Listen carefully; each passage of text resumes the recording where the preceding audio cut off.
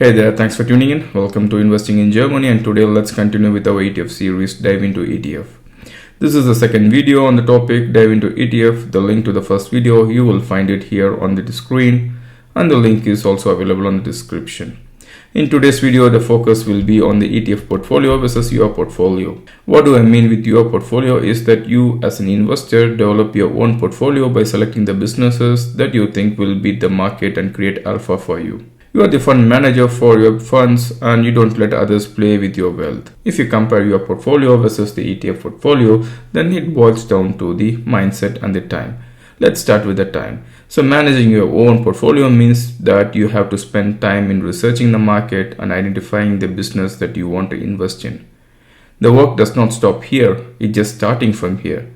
Once you have selected the business and invested in it, you have to start tracking it. That means you have to spend hours and hours in reading the annual report, looking at those quarterly reports, joining and actively listening to the conference calls, what the competitors are doing, what the market is doing, what the regulation is doing, whether the business is delivering what they have promised, and so on and so forth. You need the passion, you need the motivation, you need the interest, and of course you need the time. Even though Warren Buffett says that he wants to own his business for a lifetime, you will see that he is constantly adjusting his portfolio by some degree. No portfolio is constant. That is something that every investor must keep in mind. On the other hand, the ETF, there is nothing much to do other than selecting the right ETF portfolio and sticking to it, and add the monthly or the quarterly funds into your ETF portfolio, and that is all about it. The index which the passive ETF tracks does the job for you, so the index is your fund manager. You get the fund manager for really very small cost per annum. If you look here, the average investor has done really poorly compared to the S&P 500, which has made about 16.6% compared to 8.7% for an average investor between 2012 to 2021. That is about 10 years. That's crazy. The main reason here is the mindset. The mindset is the most important factor of all in the investing. The greed and the fear makes an investor to double guess any strong investment thesis. When the market gets really excited, it gets into an overvaluation territory. The investor gets greedy and pumps in more even though the investor knows that the market is overheated. Because everyone around him are investing and making tons of money, he is influenced by the market and everyone around him. Don't forget that the news and the newspaper that you read and watch, they really want you to make some trade, because if you make trade, they win. By investing when the market is overheated, the investor is not valuing the valuation and paying more than the underlying value. So once the market reverts, the investor is left with high price, low value asset. Now the investor is in a panic mode and thinking on whether to pull out or ride the market.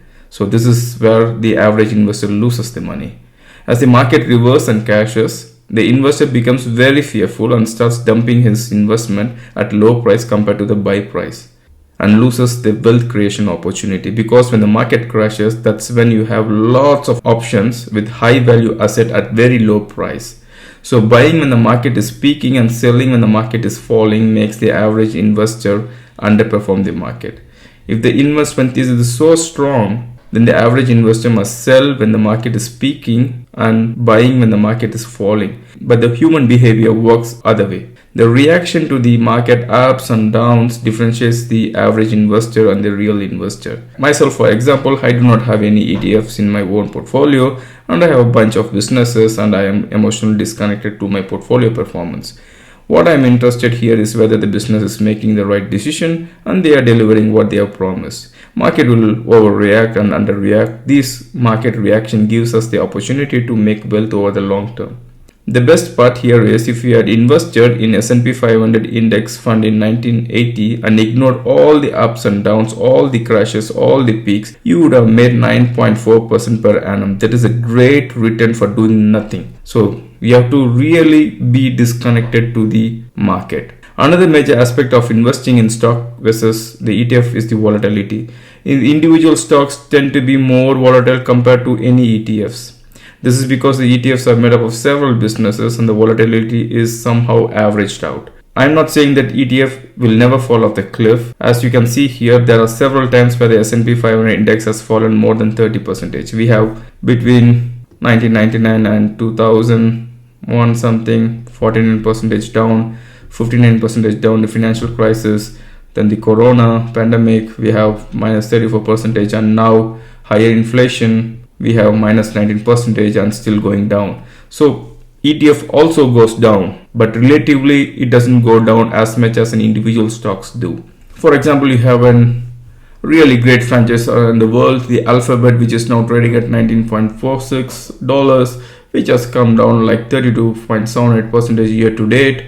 When you compare to that to the S&P 500, it has fallen only 19%. So even the greatest of the greatest franchise tend to fall more than the index. But then you have to see what really fits you and what you can really digest and sleep good in the night. The question is also whether you can see any investment falling 50% in your portfolio and you don't care. Therefore, if you are new to investment journey and still trying to find yourself in your investing life, investing in ETF has more advantage over having your own portfolio. There is no relative performance check here in the ETF, so you might not be reacting too much when you have an ETF compared to an individual stocks. But keep in mind, whether it is ETF portfolio or your own portfolio, staying in the market is really important, and doing nothing is also really important, because when you do nothing, you can really make money. If you do something crazy, then you can even lose your wealth. So you have to see what fits you, where you are, what you want to play with, what you don't want to play with. Thanks for watching. See you in the next video.